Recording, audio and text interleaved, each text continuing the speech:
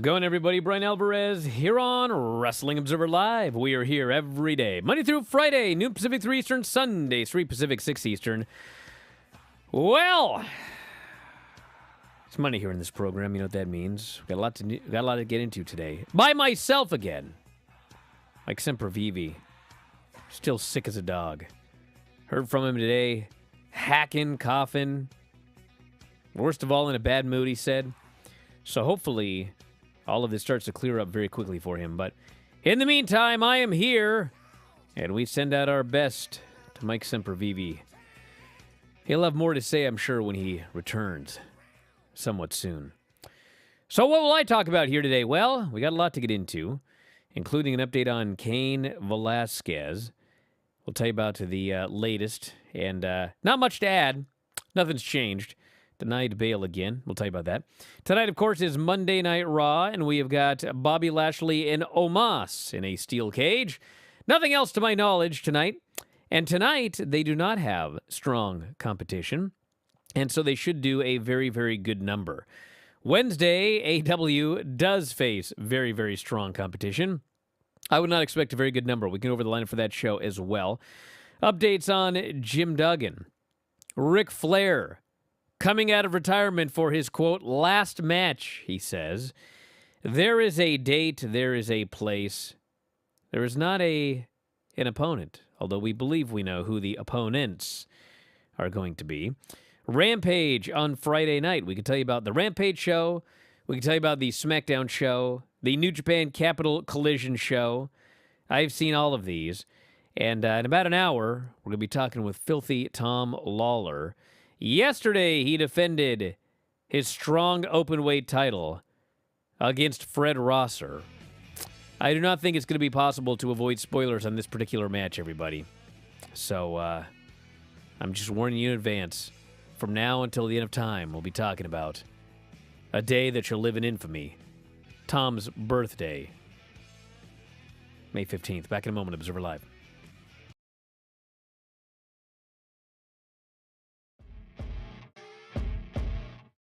I was happy.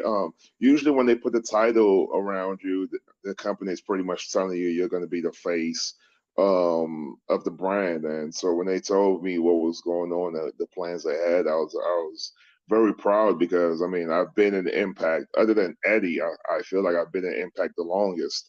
And I've never been Impact World Champion. And it was something that I worked my ass off to accomplish. I know a lot of people said that when I wrestled Austin Aries I want to say 2017, maybe 2018. I should have been Impact World Champion then.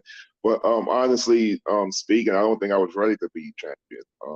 I think I was too new in my wrestling career. I didn't understand what it meant to be champion yet, and I think I needed time to learn what being champion was all about, and learn what carrying a company and being the face of a company was being all about. And I think they picked the right time at last year's Bound for Glory to pull the trigger on it. When you're champion, now you're looked at as a locker room leader. People come to you for advice and to look at their matches and see what they're doing right and what they're doing wrong. And be honest, 2-3 years ago, I wasn't ready for that because I was still green myself. I didn't know what being a good wrestler was about for a younger guy that asked me, "Hey, how can I be a good wrestler?" I mean, I'm still, because a couple of years ago, I was still trying to be a good wrestler. I didn't know what being a good wrestler was about, but I think that's different now, where I'm looked at as a locker room leader, and having to make smart decisions and having to be on time, and helping with the positive vibes in the locker room. So that's what being a champion is. Doing interviews, doing media tours like I'm doing now. How did you feel about being locker room leader? It feels great. I mean, it feels good. Obviously, you lead by example. That's first and foremost. You have to lead by example.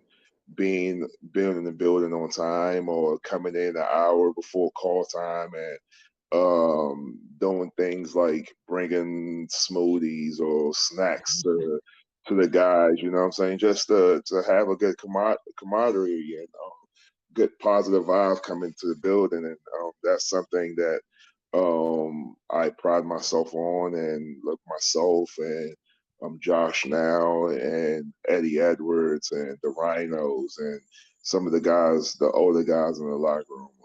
The younger guys look on us to lead by example, and so I mean it's a great feeling. It's definitely a hard responsibility, but we have a huge responsibility on our back, and I think we've all done a good job doing so.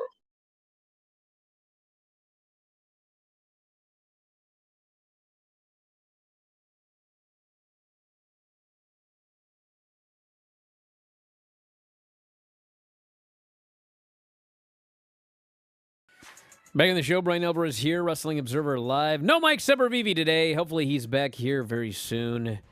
Everybody is getting sick. My God. Well, let's get going here. I think everybody wants to talk about Rick. Actually, everyone in the chat wants to talk about how long they've been subscribing to the chat. Yeah, congratulations. I see some people there that have been subscribing 24 consecutive months on the Twitch chat. Holy smokes. I believe I'm at 24 consecutive months because, yes, I also pay for my own Twitch chat. Are you aware of that, everybody? There's no freebies. We can't do freebies. I pay for my own YouTube service. I pay for Granny's YouTube service. I pay for Granny's Peacock. Man, I pay out the ass for all of this. Why? So I can get trolled incessantly?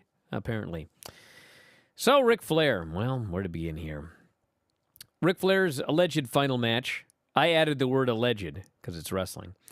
Ric Flair's alleged final match will take place on July 31st from Nashville. After reports came out recently that Flair was training for his in-ring return, the 73-year-old confirmed to ESPN that his final match will take place on the last night of StarCast 5 from the Nashville Fairgrounds. The event will be titled Jim Crockett Promotions Presents Ric Flair's Last Match, and it will stream on Fight.tv.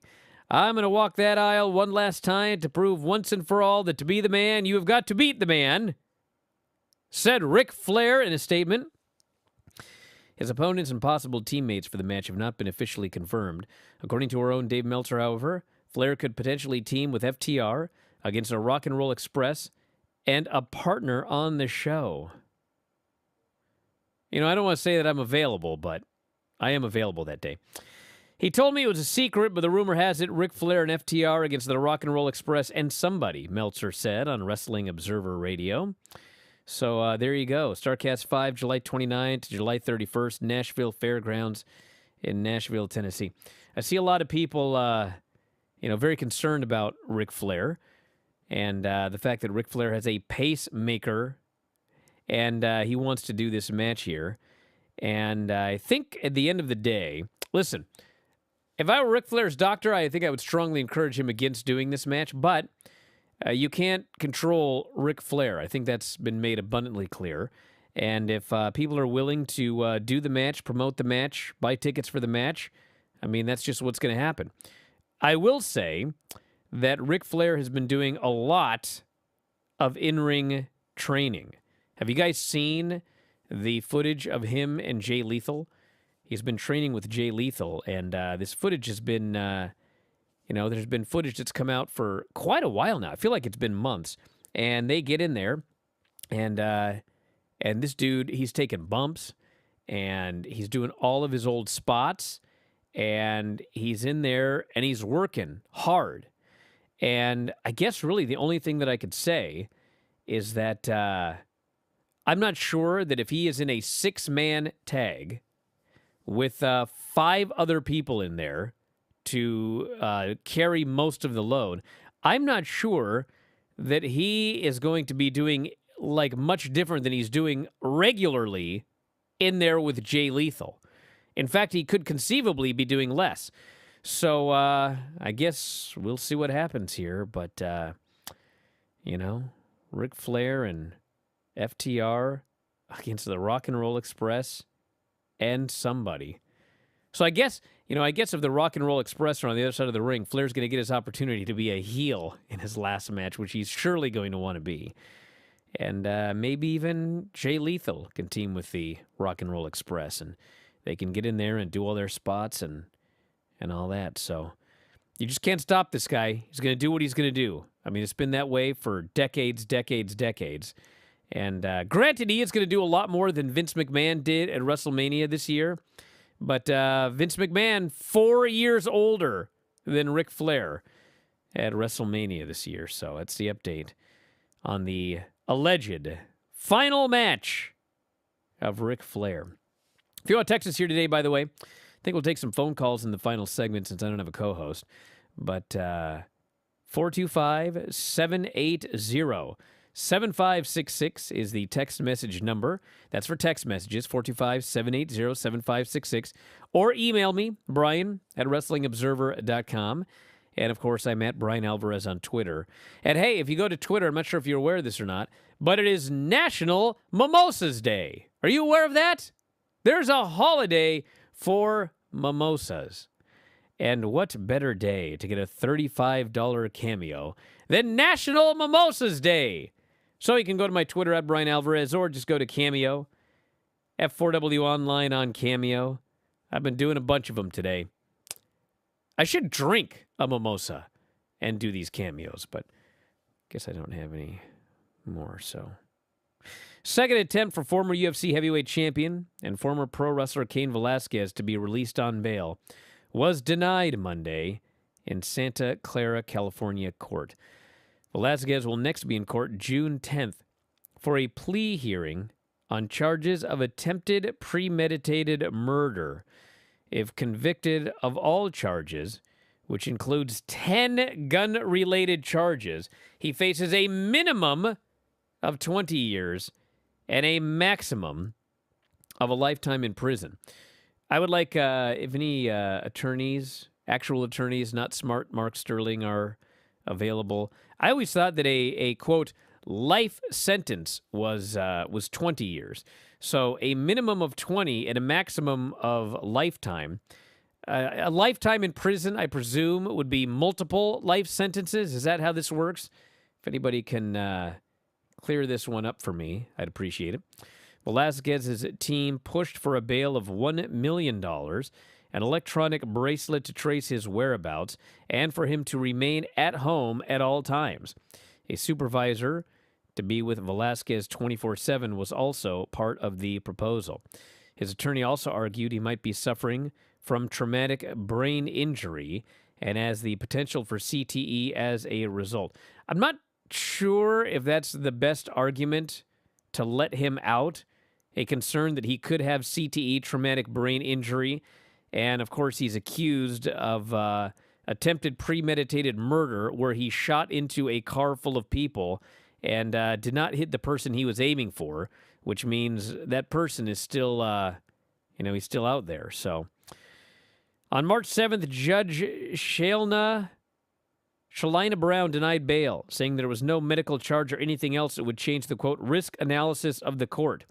As part of the denial, Brown said, quote, this was such a reckless disregard for human life.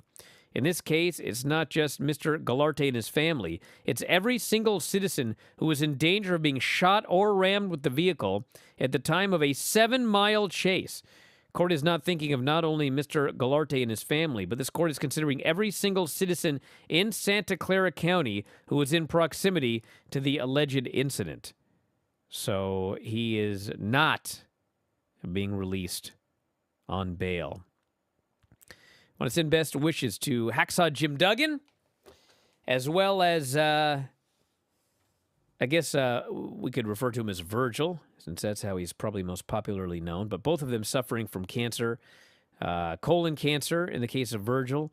Hacksaw Jim Duggan is battling prostate cancer. They actually removed his prostate last year, and the cancer has returned. They say they caught it very early. He's getting a second hormone shot on Tuesday, being set up for radiation treatment, which will be 8 weeks, 5 days a week. He is optimistic about recovery, though he says he may have to cancel dates set up in the future as a result of the radiation treatment. Says, terrifying time for me and my family. Doctors also said to go ahead and live life, which we're going to do. Announced he had been diagnosed with prostate cancer. And by December, announced he was cancer-free. Of course, originally fought kidney cancer during his time in WCW in the late 90s. So best wishes, Hacksaw Jim Duggan, Virgil as well. And more after the break, everybody. Wrestling Observer Live.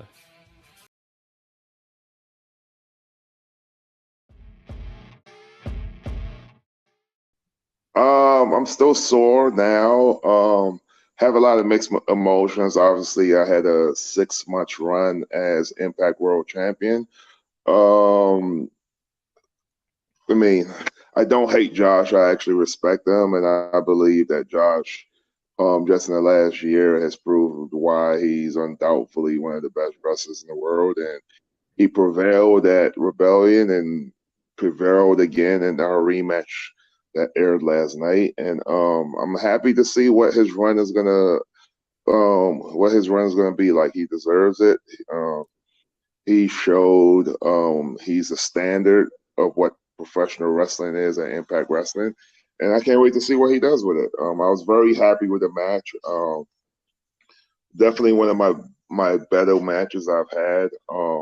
I know everybody says, "Oh, it's Moose's best match of his career." I feel like everybody says that after I have a good match because they forget what my last matches are. But it's definitely one of my better matches, and yeah, I mean, I knew it was going to be good going in because I'm working with a professional in Josh, and he's known for putting on great matches. So I knew I was going to have a good dance partner, and the match was going to be what it was.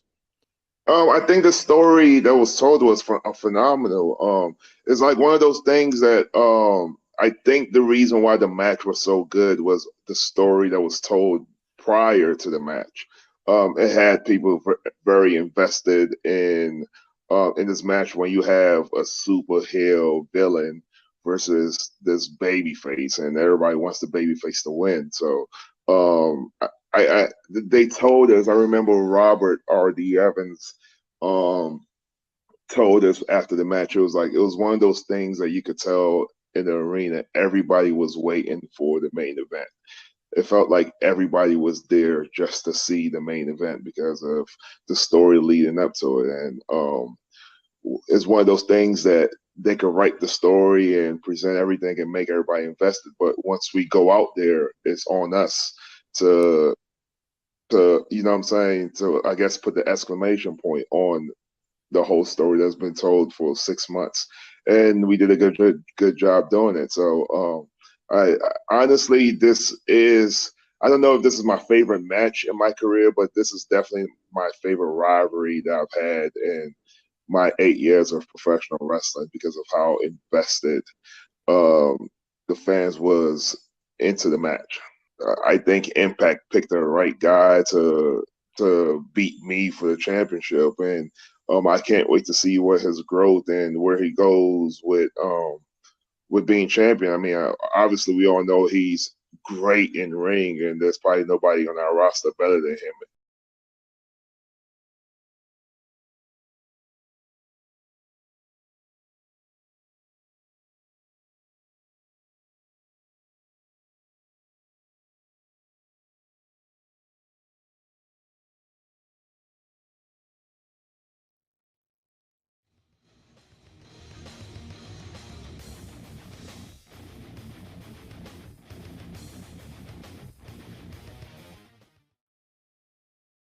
Bryan Alvarez here, Wrestling Observer Live. Mike Sempervive taking another day off here. Hopefully he's back soon, feels better.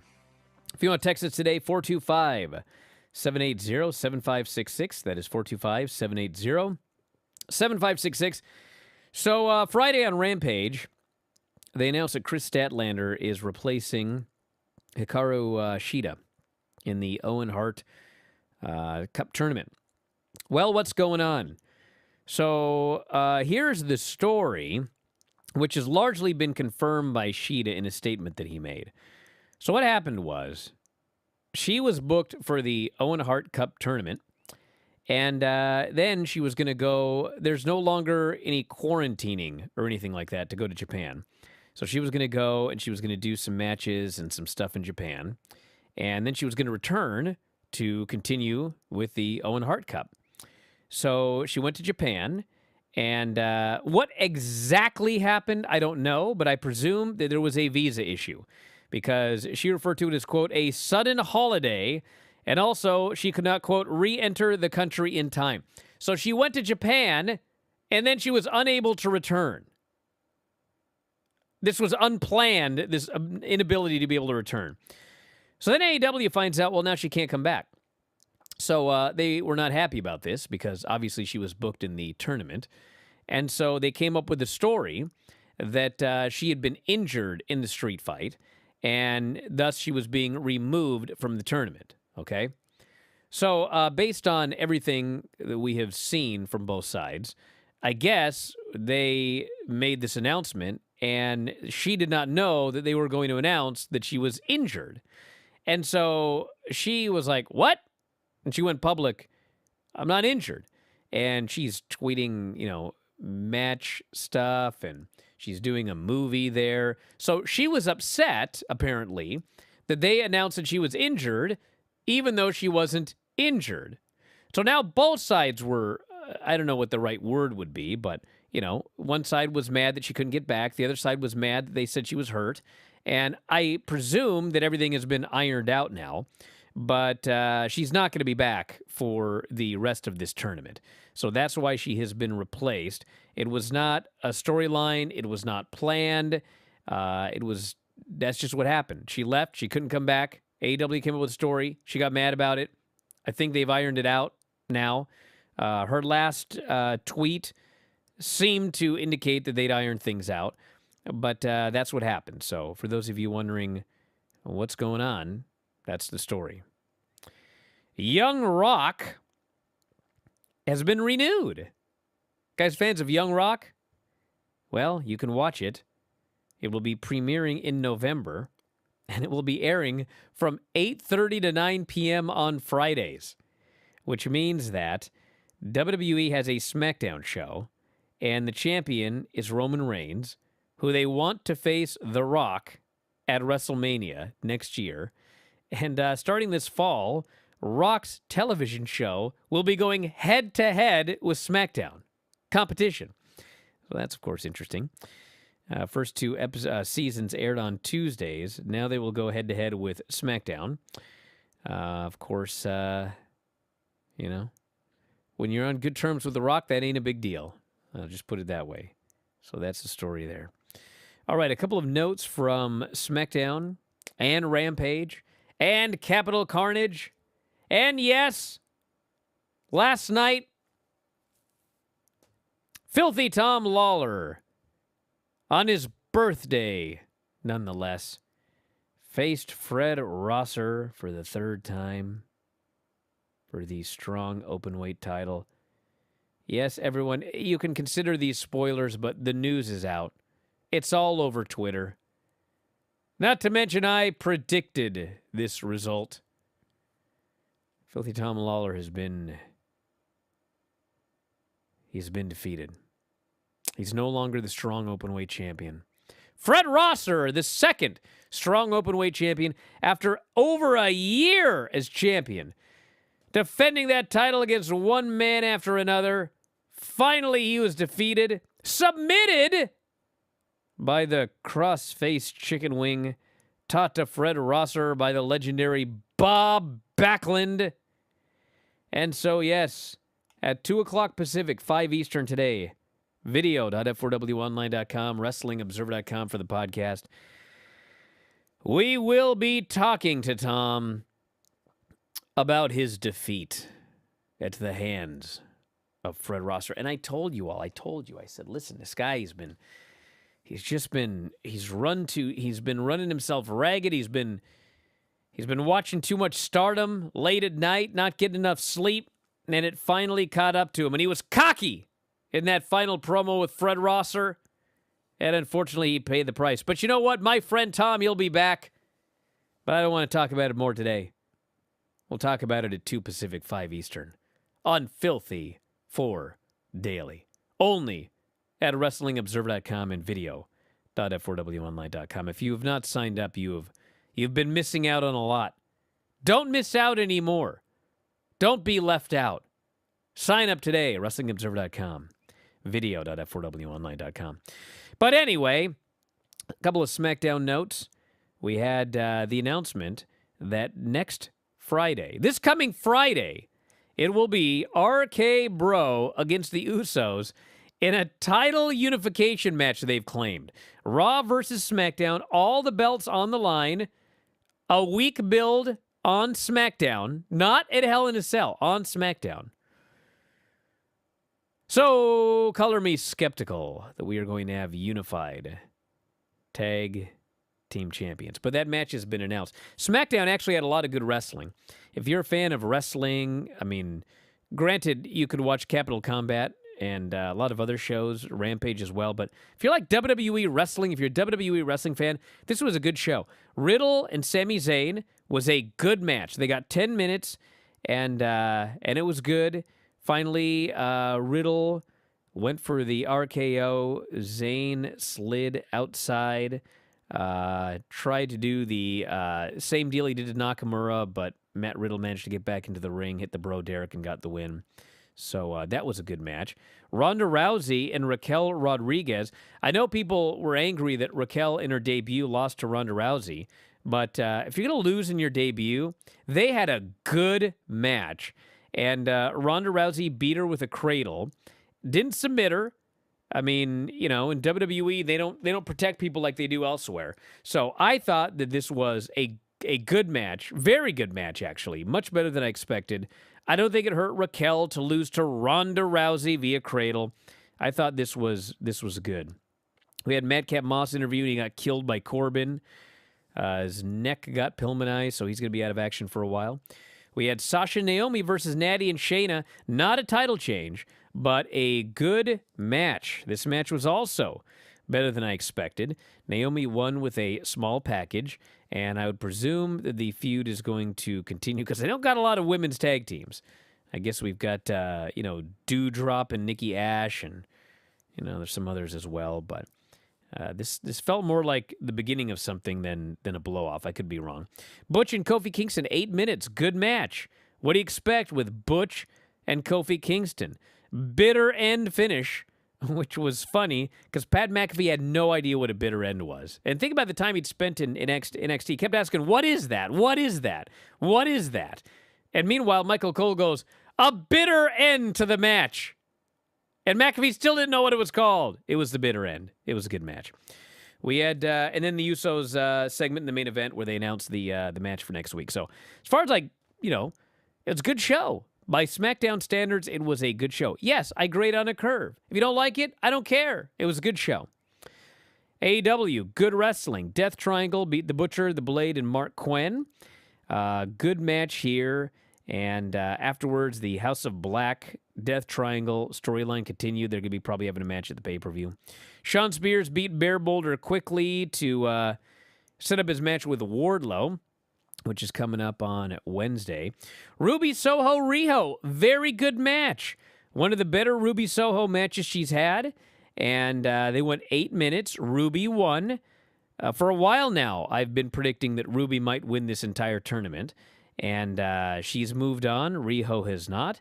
On the, on Observer Radio, Dave said maybe the wrong woman won because Riho always does such a great job getting fans into the matches. And he's correct, she does. But if Ruby's winning, then no, the wrong person did not lose. If Ruby isn't winning the tournament, then maybe you could argue that Riho could go on. But I still believe that Ruby might be winning. We had Scorpio Sky, Frankie Kazarian. Third show now I've been talking about this. I mean, they had a babyface match, and then Dan Lambert, Ethan Page came out. They screwed Frankie Kazarian, hit him with the belt. Scorpio Sky pinned him. Then they teased that Scorpio Sky was going to split from the Men of the Year. But instead, he hit Frankie Kazarian with the belt.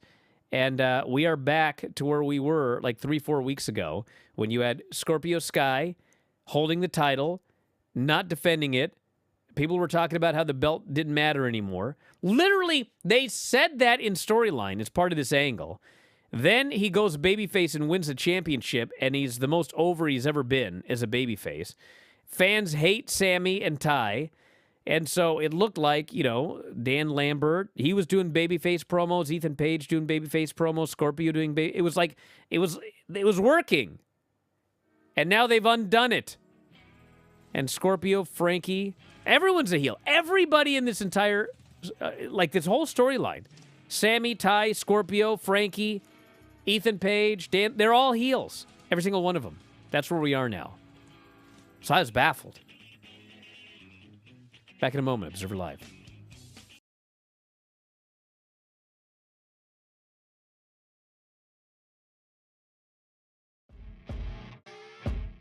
Question number 1. What is your favorite movie of all time? One of the Avenger movies. Not the last one that came out, but the second to last one. Question number 2. Least favorite workout? Back workout. Question number 3. What's on your gym playlist? Gym playlist. I love music, so I have all different genres from rock to R&B to rap. Okay, I'm going to sound like a big mark right now, but one song that has to be on my gym playlist is Edge theme song, the old one. I know my friends I'm in group chat with are going to listen to this podcast and call me a mark, but it is what it is. Question number 4. What is your process like on a show day?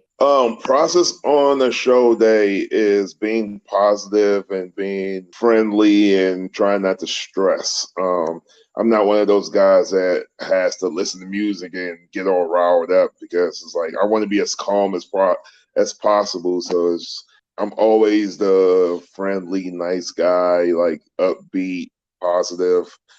Because when I go out there, I want my mind to be clear. Question number 5. How do you spend your days off? Sleep. As soon as I get home from a loop or a show, I literally sleep for 12 to 15 hours. Question number 6. Who's your favorite person to have been in the ring with? 3. I have 3 guys.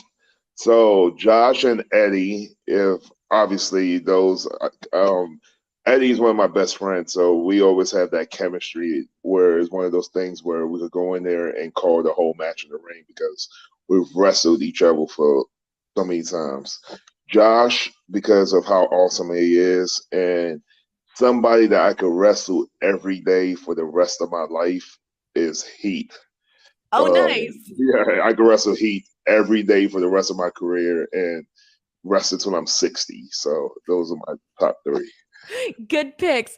Question number 7. What is your proudest career moment? Being Impact World Champion at Bound for Glory.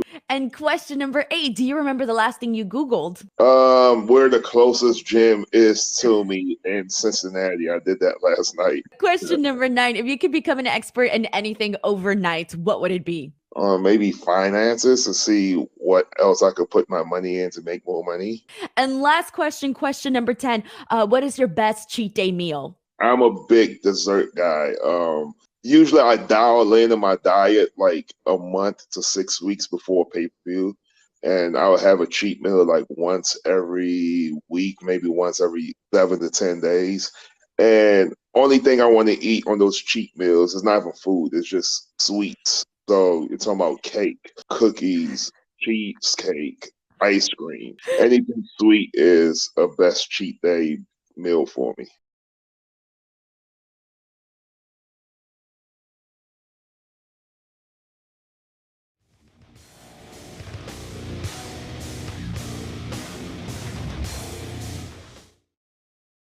Joe Bryan Alvarez here, Wrestling Observer Live. You get to be the co-host here today. So if you'd like to call, here's the phone number to call. 844-913-2727. That is 844-913-2727. 5 phone lines. Just wait until you hear the tone. Then you are on the air. If you want to text us, different number, 425-780-7566. Whatever is on your mind. A couple of quick messages here. This person says, Fred Rosser is so great. Another one of those lower card treated guys WWE saw nothing in and just let go. This person says, in 2016, Bob Backlund said, let's make Darren Young great again. In 2022, it has become a reality with Fred Rosser. Person says, so Scorpio Sky's babyface turn was a fake out. He's still a heel with Ethan Page and Dan Lambert. Sammy and Ty are not likable. The only babyface in the scenario is Frankie Kazarian, who is not regularly on TV. Very bizarre booking from this promotion. That's the thing with AEW. The booking is so good most of the time that when you have something like this, it just sticks out. Like, what is happening here? And, you know, I don't want to keep going on about this because this is my third show now talking about it, but it's one thing when you're doing something and you're rolling the dice because you don't know what the people are going to do. But in this situation, we know the people are not going to get into Scorpio Sky as a heel because they didn't before. They did get into him as a babyface. They are not getting into Ty and Sammy as babyfaces, but they were into them as heels. So it's like we have seen the most successful casting of all of these people in the last 6 weeks, and we are now at their least successful casting. I know people are saying, I don't know if you know, Ty and Sammy were supposed to be babyfaces on Friday, but I mean, they did hit the ring and they did run off Scorpio Sky. I mean, I thought they were being positioned as babyfaces in the angle. They were absolutely booed out of the building because they ain't going to be cheered. So, I don't know. The thing about it is, I'm not used to seeing AEW do something that I've seen in WWE. And this storyline here is exactly what they did with Roman Reigns. It's like the fans weren't accepting Roman Reigns as a babyface. But WWE was just like, we're going to push him as a babyface anyway. It doesn't matter what the fans, if they cheer or boo. And they just pushed him, and the fans just pushed back and pushed back. That's what this is here. If Sammy and Ty are supposed to be babyfaces, and now Scorpio Sky's back to being a heel again. But we'll see what happens. We'll see how it plays out, right? All right, let's go to the phones here. You are on the air. Who is this, and where are you calling from? Hey, Brian. I hope your day's going well. This is Brian calling from Round Rock, Texas. Yep, what's up? So I want to break down – I'm sorry, I know you just talked about the TNT situation. I want to break it down for you. So I believe – so after Scorpio Sky won the title in a ladder match, he had a babyface moment. However, there wasn't necessarily an official turn in my opinion. That's just me, because obviously there was a little tension after he won it, and he was kind of cutting promos as a babyface-ish, and then there was the stuff with Frankie and Sammy, a little convoluted. I'll move on there. And then afterwards, Rampage, a lot of people thought he, you know, like you said, the WWE thing, right? I don't think he's fully babyface. Now, I will say the booking of the entire situation completely convoluted. So I understand why people are a little upset. You really don't need Dan Lambert like running down women. We can go without this. But what I'm thinking is there's there's 2 Cali shows coming up. And I don't know if you saw the Rampage Uncut, but Frankie demanded a rematch in the California show. So I think this is leading to a babyface turn for Scorpio Sky, where there's a rematch with Frankie Kazarian, but with an added wrinkle, there's a special guest referee in Christopher Daniels. And after an emotional, straight-up match, they hug it out, and then you get an emotional moment in Scorpio Sky's hometown, and then you get the official turn. Well, my friend, you could do all of that. I want to thank you very much for the call. And listen, I'm not saying it wouldn't work because I don't know if it would work or not, but I do know that many times in wrestling history, I've seen the deal where you've got, let's just say, a heel, and you tease the babyface turn, and then you pull it back, and it's like a swerve. And it doesn't necessarily lead to the next babyface turn working or being bigger or anything like that. When you confuse the fans, you're taking away the. I mean, there's no guarantee that if you do this, Scorpio Sky's going to be a huge babyface afterwards because you already fooled them once. That's the point I'm trying to make here. So, I mean, the example I brought up a while ago. Was the Alberto Del Rio turn in WWE, where they did that. It was like he was a heel, and then he did some babyface thing, and then the fans got all excited to cheer the guy, and then they made sure he was a heel again. And then he did some other babyface, and they got all excited, and then they turned it around again.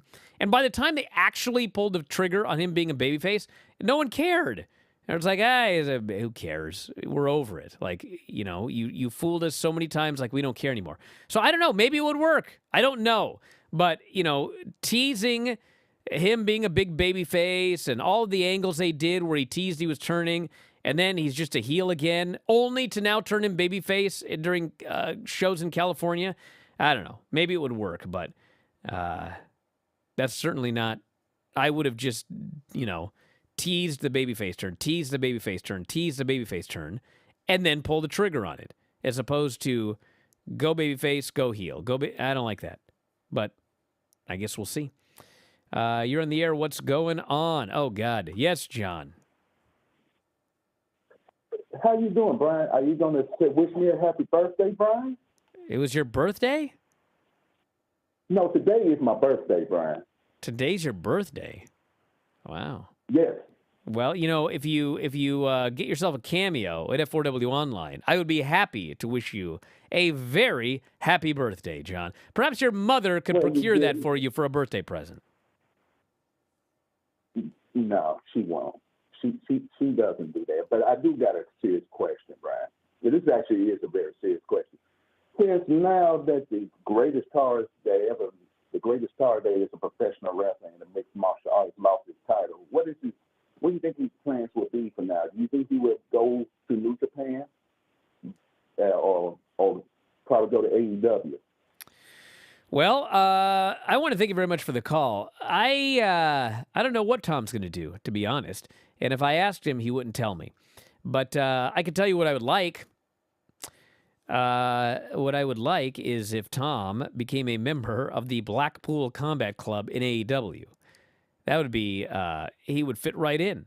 And even, Moxley himself said that he was a friend and a confidant of the Blackpool Combat Club. So I would certainly love to see that. And if he does not go to AEW, I would certainly love to see Filthy Tom Lawler in the G1. I would like to see him go to Japan and work the G1. I don't know what Tom's contract status is. I don't know how long his I don't know anything.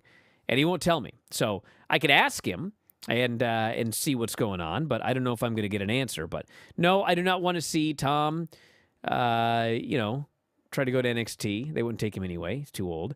But here's the thing.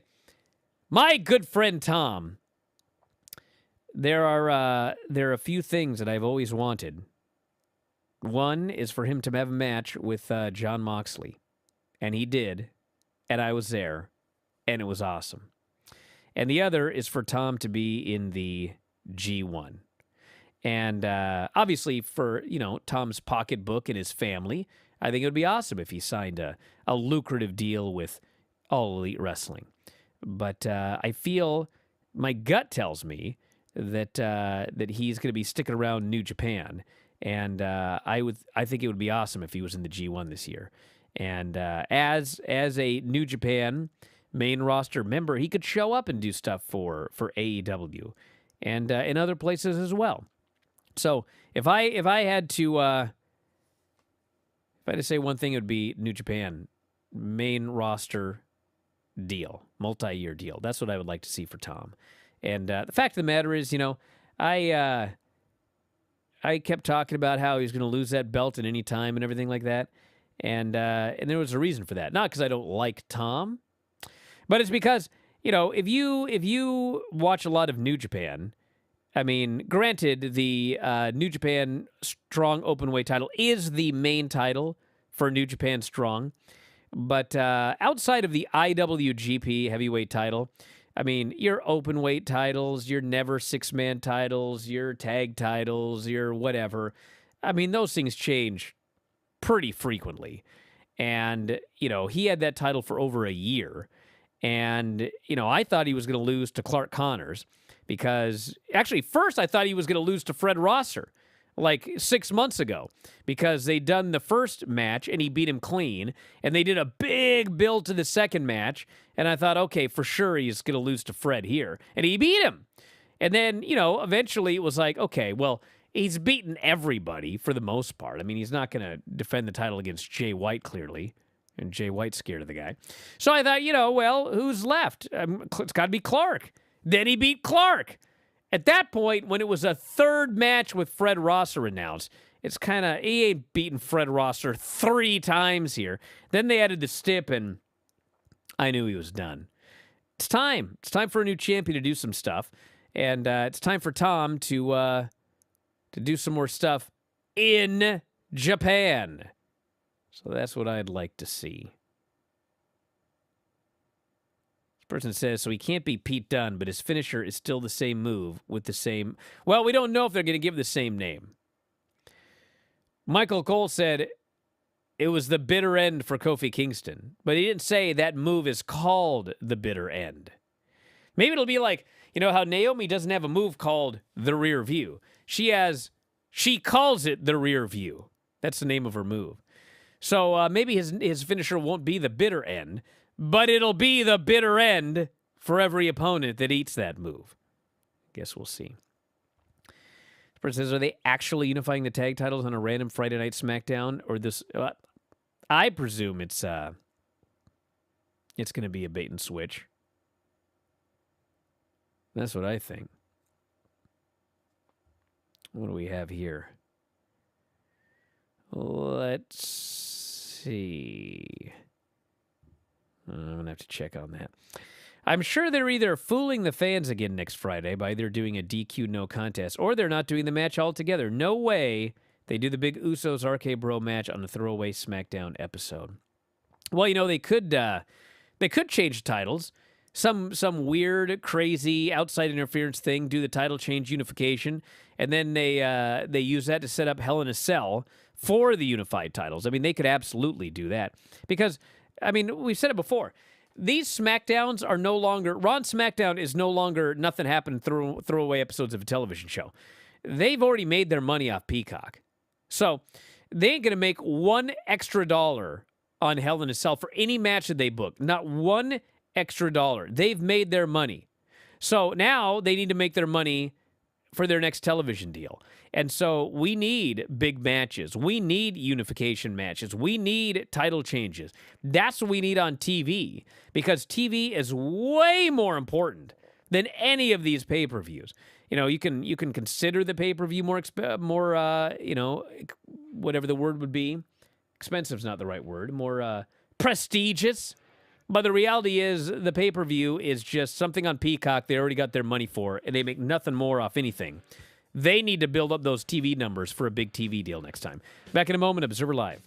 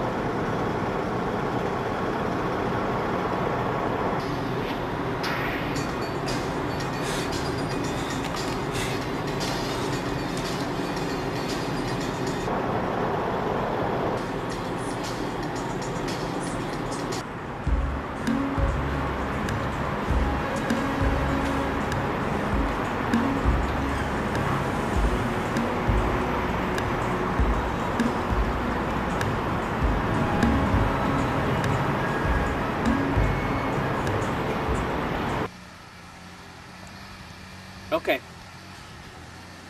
No, thank you. Bye. We're never gonna see them again, are we?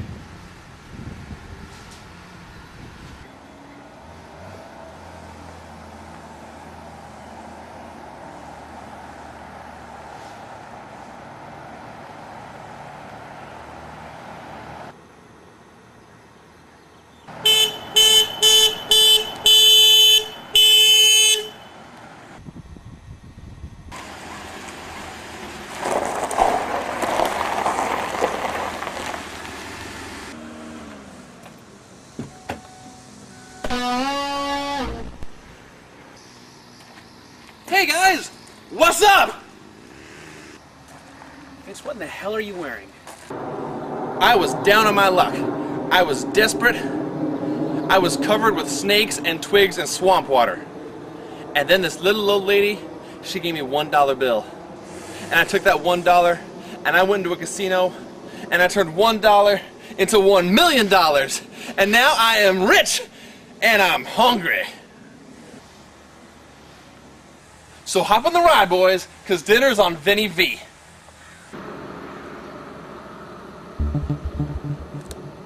So I guess I will be needing this then?